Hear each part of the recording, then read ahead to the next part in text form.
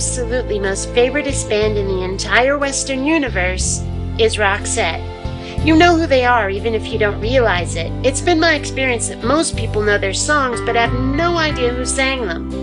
I've been a fan of theirs since about, 1989, when they first hit America. They're Swedish, actually. A strangely high number of bands I like are from Scandinavia. I'm not sure why. I can't define what it is about their music, but it just gets me. I connect with it more than any other music I've ever heard in my entire life, much the way I connect with Star Wars more than any other sci-fi I've ever encountered. The thing is, I don't know if there is anybody else who feels about Roxette the same way that I do. They have thousands, maybe millions of fans, most of them not in America, sadly, and there are times I don't think I belong here in this country. But I don't know if any single one of them loves Roxette not just as much as I do, but in the same way that I do. I don't know if any of them listens to a bouncy and fun song like Sleeping in My Car, or a heartfelt power ballad like Fading Like a Flower, and feels the way that I do. Is there anybody who is just transported to another world, who gets that same giddy feeling that puts a goofy smile on my face? I don't know. But I do know that I would give just about anything to meet another kindred spirit who gets Roxette the way I do. And our kids would be beautiful. But the point is that I don't know. All I know is that listening to Roxette is the closest I've ever come to what I think a transcendent religious experience must be like. Which brings me to my point. What is a religious experience like? How does it feel to be in the presence of God?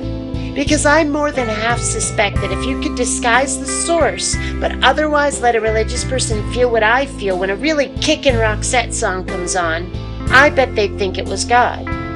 The way they describe the feeling sounds so similar. You feel warm and happy, all is right with the universe. Your whole world could be falling apart, but you'd be wrapped in this bubble of serenity and warmth that keeps you from falling apart right along with it. Thrill City, goosebumps everywhere.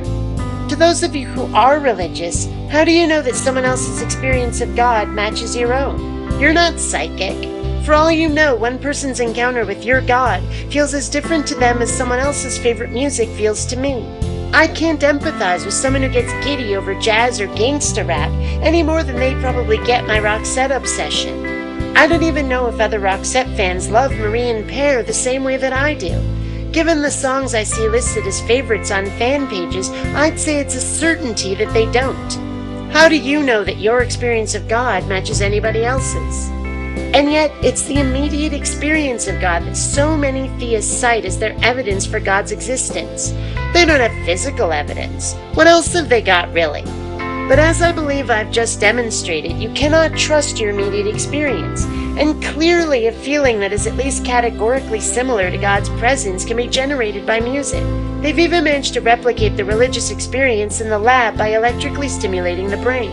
So if you have a religious experience, how can you know that it's God, and not just the Roxette effect?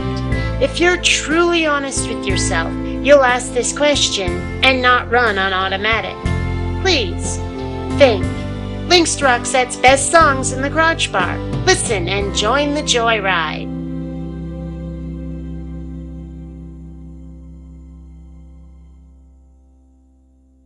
Please take the time to rate this video. And hey, if you dig what I do, subscribe. You might also enjoy my webcomic, The Adventures of Kinneara Baxter.